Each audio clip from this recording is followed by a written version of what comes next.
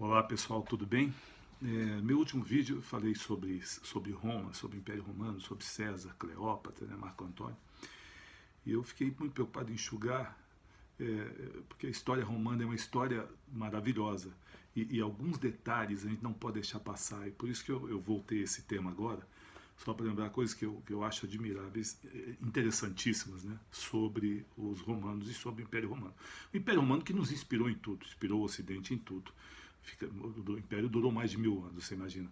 Durante 500 anos como república, escolhendo seus mandatários, depois 500 anos como um império com ditadores, mas ainda continuavam votando, escolhendo senadores e tudo. Enfim, mas eu falei das termas, né? Que a gente tem uma tendência a achar que terma é alguma coisa de orgia, não tem nada com isso. As termas eram os locais, como eu falei no último vídeo, onde os romanos se encontravam, inclusive para arrumar emprego. Você não tinha shopping, não tinha escritório, não tinha onde ir. Então, era ali que todo romano ia, tinha horário masculino e horário feminino. E, inclusive, ele arrumava emprego, arrumava uns bicos para fazer, né? E ali também os políticos faziam suas campanhas e as pessoas cuidavam do corpo. Ali também haviam os banhos, os banheiros públicos e tudo. Essa coisa da pureza, de você se lavar, o romano se achava superior aos outros povos, principalmente por isso, porque ele se lavava, se banhava. Aonde o romano conquistasse, ele levava um aqueduto. Se não tivesse água, se tivesse água, melhor. Se não tivesse, ele levava. E quase que obrigava os conquistados a usarem passarem a ter esse hábito de se lavar, de se banhar. O romano se achava mais puro por isso. Ele chamava os outros, qualquer outro povo era bárbaro, celta, bretão, hispânicos, não interessa. O germânico, todos eram bárbaros, e mesmo porque não falavam grego. O único povo que o romano admirava era o grego. E os outros povos, além de não se banharem, não falavam grego. Então ficavam os bárbaros, né? E os romanos também tinham o hábito, não só de considerar todos os outros bárbaros, o hábito de se lavar, e banheiros públicos, né? E era muito gozado que você tinha o local de defecar. As fezes eram utilizadas, né? Obviamente, como adubo. Mas era comum você ver em Roma grandes vasos assim no meio das ruas, das ruelas, onde ali as pessoas poderiam urinar, deveriam até urinar. Por quê? Porque aquilo eram as lavanderias, né? Então tinha as lojinhas de lavanderia que usavam a ureia para clarear a roupa. Então você urinando daqueles vasos ali na rua era até um favor que você fazia para o dono da lavanderia, né? Essa coisa dos bárbaros, os romanos conquistavam sem dó e escravizavam a maioria dos seus conquistados, né? Quando a cidade, a localidade dava muito trabalho para ser conquistada, eles costumavam matar tudo que fosse ser vivo eles matavam, mas na maioria das vezes não, eles levavam como escravos, aprendiam como escravos, os melhores levavam para Roma e os outros distribuíam entre as colônias, né? O interessante é que Roma tinha 1 milhão de habitantes, algo próximo de 1 milhão, um pouco mais às vezes, um pouco menos, dependendo da época, e tinha milhares e milhares de escravos. E não era só a elite, não era só a aristocracia que podia ter escravo, não. Por exemplo, um sapateiro, lá seria mais sandalheiro, né? Porque de Roma se fazia muita sandália, né? Ou um artesão, um comerciante que tivesse alguma renda, poderia ter um escravo também. Porque o mercado de escravos, como você tinha uma fartura de escravos, era mais ou menos como hoje seria o quê? Um bem útil, um bem de utilidade familiar, vamos supor, um automóvel, né? O carro era alguma coisa, o escravo era alguma coisa equivalente ao automóvel na nossa época. Todo mundo deseja, todo mundo quer ter, e uns têm uma renda melhor, podem ter um carro, um escravo melhor na época, né? E outro aqui que não pode ter um carrinho mais barato. Então alguém que tem uma renda menorzinha vai ter um carro mais simples, um carro mais velhinho, um carro já rodado. E o mais rico tem vários carros, tem carros de luxo, mesma coisa na Roma antiga. Inclusive, a paridade financeira era mais ou menos a mesma. O que um carro, um escravo mais barato seria 5, 4, 5, 6 salários, né? Ao passo que um escravo mais caro seria 100, 200, 300 salários.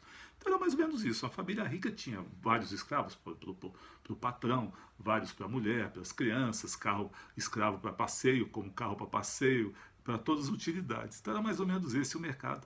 E havia muito isso. Você não tinha caridade no Império Romano, na vida em Roma. Porque era um povo pagão, então não tinha esse conceito de fazer caridade. Não haviam creches, não haviam a criança, se nascesse com algum defeito, era eliminada na hora. Nasceu com algum defeito físico, era jogada nos lixões, nas periferias de Roma. Não tinha isso. A caridade, o que se fazia para o povo, era justamente a elite distribuía, às vezes, trigo, distribuía rações de comida em busca de votos, né, em busca do apoio do povo. Alguns imperadores jogaram dinheiro para o povo, vários. Tibério, vários, Calígula, Nero, esses, muitos malucos, né? E alguns bons imperadores, mas enfim. Então não havia essa coisa de caridade. Eles, por serem pagãos, o romano não era nem enterrado. O romano, não existia essa coisa de para debaixo da terra, era cremado, geralmente cremado, ou então colocado em urnas, né? Ou tumbas, assim, não tinha esse negócio de vida do além, uma vida futura, nada disso, era o que vivesse ali e tal. E era uma vida, realmente uma vida muito dura. Alguns desses escravos, os melhores escravos, os mais fortões, eram guardados para serem gladiadores. Esses iam para o circo para dar espetáculos de lutas, né? E acabavam virando super-heróis.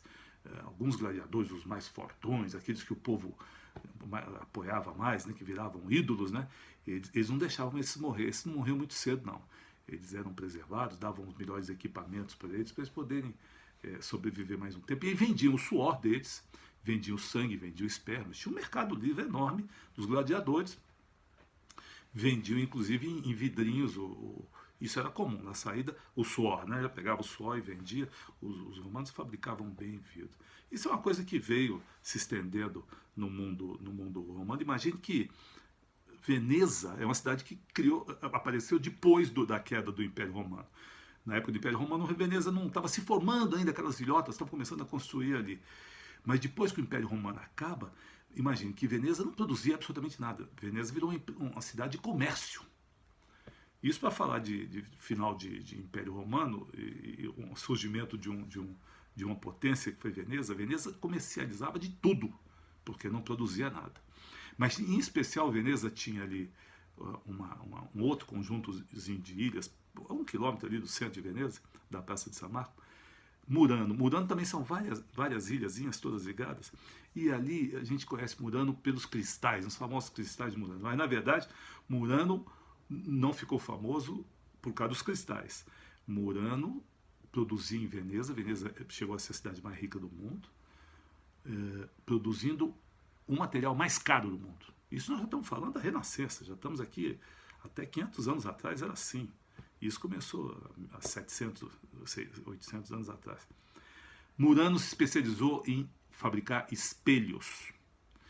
Então você imagina, há 500, 600 anos atrás, o que era um espelho. Além de ser uma coisa caríssima, dificílima de fazer, os doges, que eram os reis de Veneza, a aristocracia de Veneza, mantinham os artesãos fabricantes que sabiam fabricar espelho, mantinham presos em Murano. Eles levavam vida de rico, de rei, mas não podiam sair dali. Saísse dali eram mortos. E dali eles exportavam o espelho para o mundo todo. Os famosos espelhos de Murano. E depois veio Versalhes. Os espelhos mudaram o gosto mundial. O espelho mudou tudo. Você imagina que os reis começaram a se ver. E aí começam a se maquiar. Impressionante é que lá no século XVI, no final do século quase começo do século XVI, 1600 e pouco, a Isabel I, filha de Henrique VIII, rainha, morreu, foi a rainha solteira, né? Ela não se casou, ela morreu e ela tinha mais de um centímetro de maquiagem no rosto.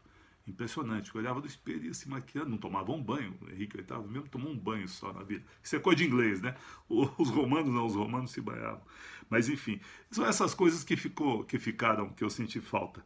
E tem outras coisas impressionantes depois, como os castrati, né? Que também vieram, que castravam os meninos para que mantivessem a voz de criança a vida toda. Mas esses são outros absurdos que... Isso até o século XIX ainda tinha, a igreja ainda tinha lá uma turminha de castrate. Mas valeu, pessoal. Um abraço a todos.